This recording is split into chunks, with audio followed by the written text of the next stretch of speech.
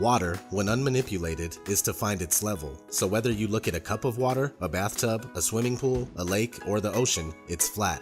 Of course, natural motion is not considered and doesn't equal a curve. We have 0 authentic pictures of the Earth and they're all composites, and NASA even admits that they Photoshop Earth images. It is Photoshopped, but it's has to be.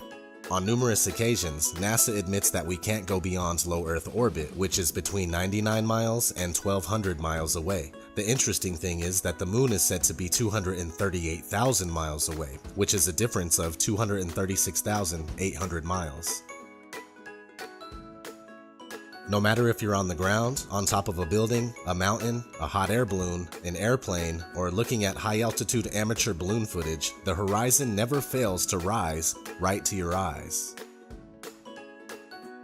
Whether you are looking at Toronto's skyline from Niagara on the lake, 31 miles away, Chicago's skyline from Union Pier, 43 miles away, or even Oahu from Kauai, which is up to 108 miles away from center to center, or 73 miles away from the closest points. You will not see any curvature where it's supposed to be. According to the Pythagorean theorem, which states that the curvature of the Earth is 8 inches per mile squared, Oahu should not be visible whatsoever, but you can see the whole thing.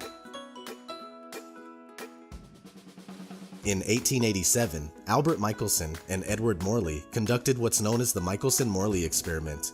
This experiment was attempting to prove the speculated motion of the Earth around the Sun, and when it failed, Albert Einstein was forced to form the theory of relativity to overcome this problem. In fact, anytime mainstream science is faced with undesirable results, they create a workaround, which isn't real science at all. The Sun is claimed to be 93 million miles away, with a radius of over 400,000 miles, but can easily be proven to be much closer and smaller by tracing the crepuscular rays back to its origin in the sky. If the Sun were indeed 93 million miles away, it would simply be impossible to have angled sun rays, as they should all consistently come in straight.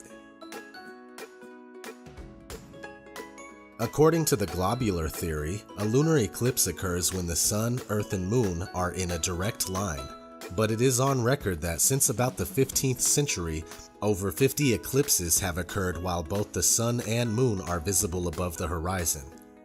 F.H. Cook, The Terrestrial Plane. It's a common misconception that the shadow of the Earth causes moon phases. Even the pastors and priests of the science religion readily admit this fact. The interesting thing about moon phases is that they are always the exact same 8 phases repeated. But if we were circling around the Sun, these 8 phases would inevitably be reversed from the summer to winter seasons.